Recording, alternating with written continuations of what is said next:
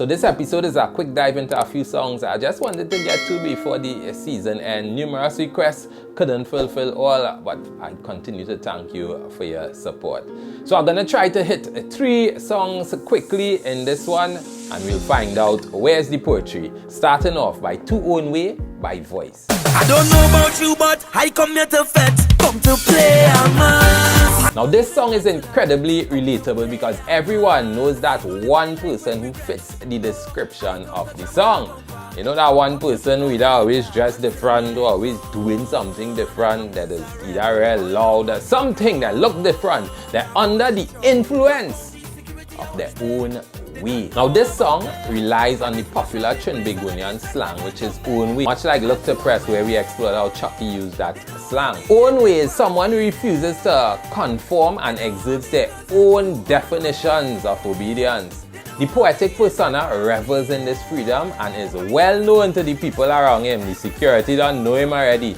So the song starts with a stark contrast as he immediately separates himself from the listener. You see, in Trinidad, when someone says, I don't know about you, it's somewhat of a persuasive device to try to persuade you, but not only that, it dismisses whatever choice you were about to make or whatever you could be thinking out in resounding favor of their own choice. And that is an apt starting line for such a song, as he goes on to explain his mischievousness, which is buoyed by rum, woman, vibes, party, etc. The song itself is a bit shorter, and I mean, there could have been further elaboration on the actual own way behavior, create some nice comedy, some pick-on.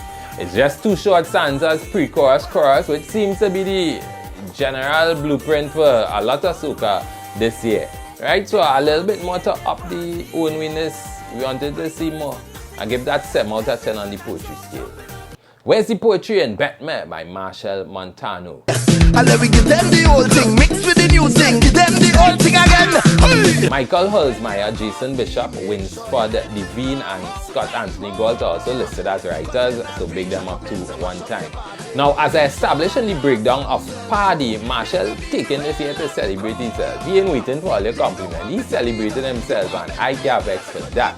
The slang bet me that rise to popularity recently. A lot of youth just start saying bet. And that is obviously when you're convinced that you're going to be right about something or you're going to actually do something.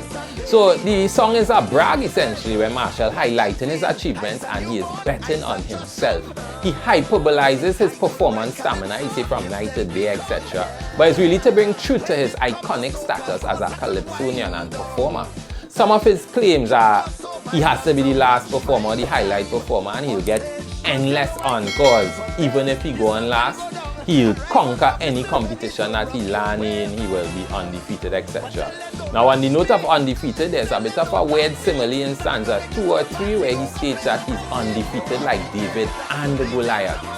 And while we are able to recognize the biblical allusion, somebody could kind of interpret that line to mean both David and Goliath were undefeated, which is really not true. David was the only undefeated one. A simple swap of the word and for on will make the simile and allusion thoroughly accurate. Undefeated like David on Goliath. But overall, Machel revels in the simplicity and accessibility of the language itself. On the poetry scale, I give this one 7.4 out of 10. Last one. Where's the poetry in full-blown good spirit?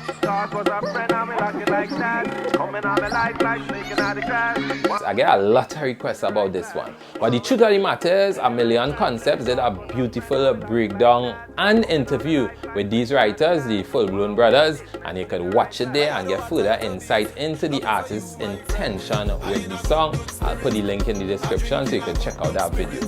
Now, good spirits seem to be a response to some animosity or a falling out, where the persona rejects any extensive conflicts to enjoy his good spirit. Spirit, of course, a pun because it means under the influence, not just of good energies, but of a good drink as well, as he explained it in both lines. The introduction to the song is kind of venomous, as the persona identifies the friend as a snake in the grass. And we know that cliched statement for really unnice people. Them not in good spirits at all. Similarly to Blacker Than, though, the focus on the actions of the person that seems to outweigh the actual good spirits of the chorus, because we hear a lot of the bad things that this person do. The first verse elaborates on the injustice that this antagonist would have created, and the persona is now defining their pathway, but through those injustices. You ever find yourself like defining yourself for the bad things people done? Say, I don't think that's the most healthy thing, but that has nothing to do with literature. That's just life lessons. This kind of evidence leads me to believe that the song was written from a place of truth, according to Dr. Cornel West. Truth comes from suffering, and unfortunately, the best art tends to come from suffering. So in listening to the interview and some of the backstories, I started to think that the word voice itself might be a pun too, but that is a different story that I don't know nothing about. You all can tell me what you all think in the comments. My favorite line is that line, if money make you dance, you'll be dancing forever. And that dance is not a happy dance. See how them create that local proverb right there? That dance is not a happy dance. You like a puppet under control of somebody conforming, you will never have satisfaction, and you're heading down a path that is not so good. You're being controlled by not good spirits. But when the song ends, I'm left to wonder if the person could actually be in a good spirit while focusing on the actions of the antagonist. I mean, you all could beat up that in the comments and tell me. On the poetry scale though, I give it 7.7. There's the poetry in Good Spirits by Full Blow. Listen, all references we use and the lyrics to anything we use are right in the description below this video. Remember to like and subscribe if you appreciated the content, and if there's some text that you want us to analyze, just drop it in the comments below. We'll get it and find out where's the poetry.